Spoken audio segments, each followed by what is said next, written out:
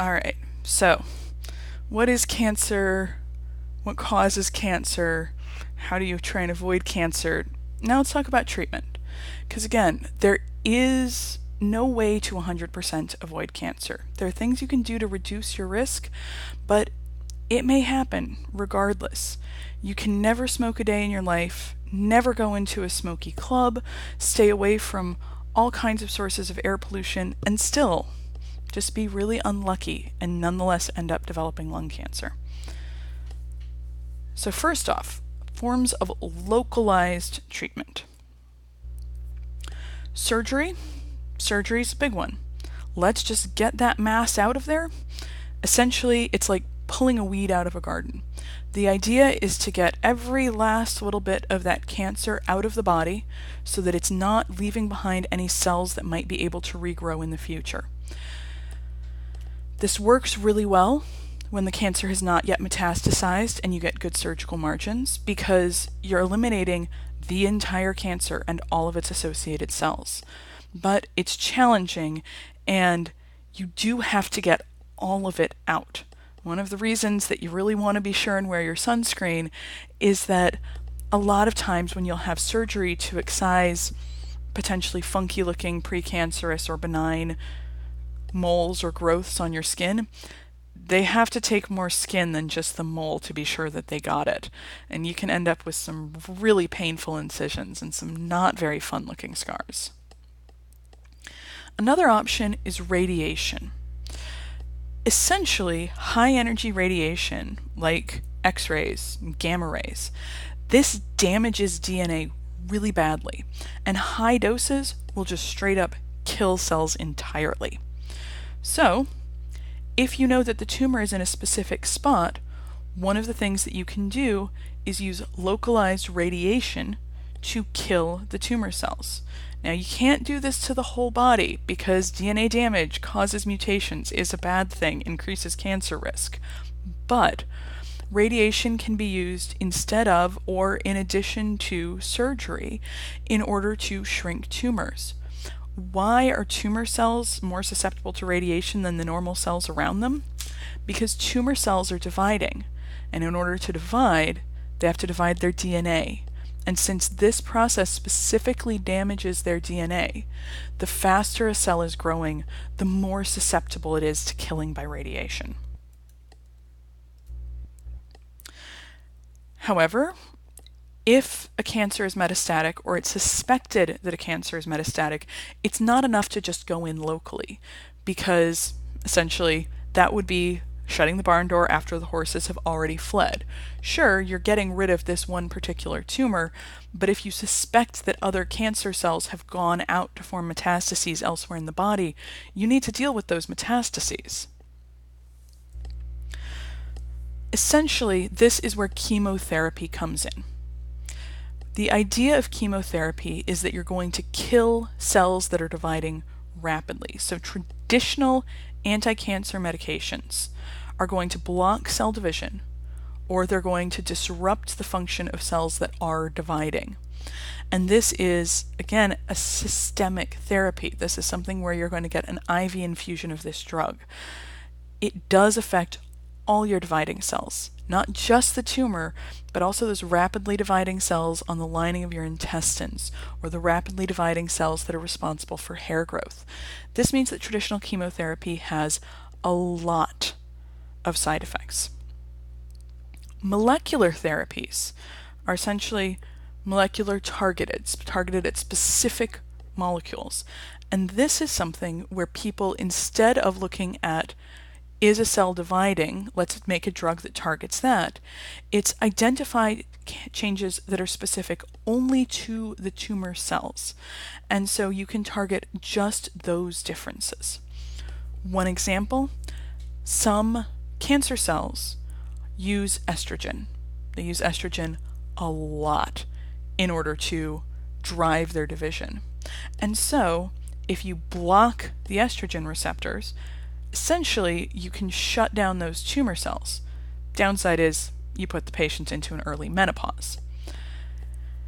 More and more and more, people are looking for these molecular targeted therapies things where they can deliver a drug that is going to block the growth of or even kill the cancer cell without doing nasty things to the rest of the patient. Another one of the items in our cancer treatment arsenal is what's called angiogenesis inhibitors. So angiogenesis is a process by which tumors recruit blood vessels to grow into the tumor. Why? Every cell needs blood flow, not necessarily right up against it, but at least decently nearby in order to get the oxygen and nutrients that it needs and transport away its waste materials. Tumors are no exception to this. So as a tumor grows, as you go from, just having a couple of cells in the middle of a couple of blood vessels to many, many, many, many cells all piled up in here, the cells in the middle, as this tumor grows, are going to start to starve. They're going to be very unhappy because they don't have what they need. What's the solution?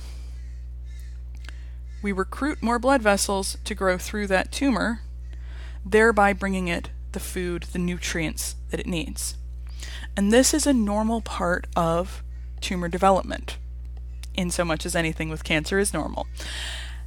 The tumor cell is going to send out signals saying, I need blood vessels over here, grow these blood vessels over here. By giving the patient angiogenesis inhibitors, things that block that recruitment, you make it harder for that tumor to grow because the cells in the middle are dying. They're starving to death. And so you're going to restrict the growth of that tumor. You're not going to kill it, but you're going to keep it from growing as big as fast. One of the really exciting new things that people are working on now is recruiting the immune system to specifically target the cancer. One of these is called treatment vaccines. Essentially, you have to have something in that cancer cell that you find in the cancer cell but not in other normal cells. It has to look distinctively different to the immune system. But if you do that, you can administer a vaccine to the person that sort of kicks their immune system into gear to go after that one particular thing that's associated with the cancer, thereby causing the immune system to actually kill off the cancer cells specifically. You can also go a little more general, what's called immunotherapy.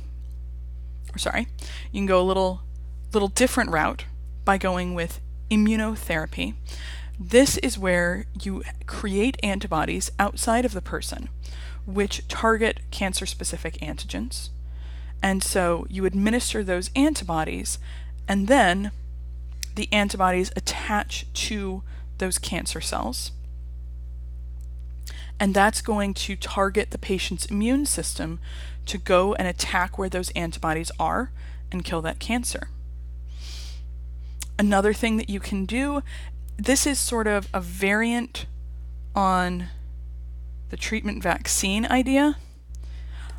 You can take white blood cells out of the patient, activate them specifically using cancer proteins from that patient, and then you'll actually return them to the patient. So those white blood cells are now all riled up and ready to go hunt those cancer cells. And it's also possible to just generally turn up the patient's immune system, to make the immune system just a little bit meaner, a little bit angrier, a little bit readier to go running after stuff. This particular one has a lot of promise, but the side effects can be kind of scary because your immune system is only sort of tuned to go so hard, so angry against things. And if you make the immune system crankier, yes, it's probably going to go after the tumor, but it might also try and attack your, heart, liver, lungs. It's a little bit playing with fire, but for people who don't have other treatment options, it can be extremely valuable. And then we've also got some really cool new technologies coming down the pipeline. This one I think is kind of fantastic. So, chemotherapeutic drugs, you get the side effects because they're systemic and they're killing stuff that's everywhere. But if you modify that drug so that it can only be activated by certain wavelengths of light, especially if they're outside the spectrum that the patient is likely to be encountering much, you can administer that drug and then shine a light specifically on the tumor so that the drug is only activated when it's in that one specific spot in the body. Pretty cool, right? Another thing that people are looking at is gene therapy.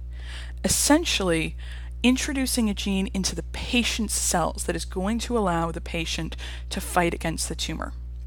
So, one possibility, you put a gene for a tumor suppressor back into the tumor cells. That p53 gene that got disrupted by human papillomavirus, just stick another HPV gene, or sorry, not another HPV gene, stick another p53 gene, stick another tumor suppressor gene into the cancer cell. Now it has normal tumor suppressors working in it, and what are those going to do? Suppress the tumor. Make it stop dividing, probably kill it. You can put other sorts of suicide genes into cancer cells, force them to essentially off themselves, thereby saving the patient. Or you can put genes into the patient's white blood cells that enable them to fight the cancer more effectively. And where this is really going, one of the really big things right now is what we call personalized cancer medicine. 23andMe, one of the companies that you're probably familiar with that does personal genomics, but there's a lot more, and there's a lot that are specialized specifically in cancer medicine. So with personalized treatment, you're going to screen the patient's cancer cells to figure out, well, what specific drugs, what specific treatments is this cancer likely to respond well to, instead of just walking through the normal progression of chemotherapeutics. You can instead look at their cancer cells and say, actually, we already know that this first-line chemotherapy isn't going to work in this cancer cell, but the second-line one probably will work well, so rather than wasting time and side effects with going through the motions on that first one, skip to the one that we're pretty sure is going to work. You can actually grow the tumor cells up in a lab and use different combinations of treatments and chemotherapeutics to figure out which one is going to be the best one. Essentially, beat natural selection. One of the reasons that cancers tend to recur is that while the vast majority of a patient's tumor cells may be susceptible to a specific chemotherapeutic, there may be a few lurking around that are resistant to it. And all the ones that are susceptible do get killed off by the first chemotherapy and the patient recovers, but then those ones that got left behind, those very few, eventually begin to outgrow, outcompete, and form their own tumors. So, it's scary. Cancer's a long way from being cured. It's not really ever going to be cured because it's not one disease, it's hundreds. But we are getting a lot better at treating it.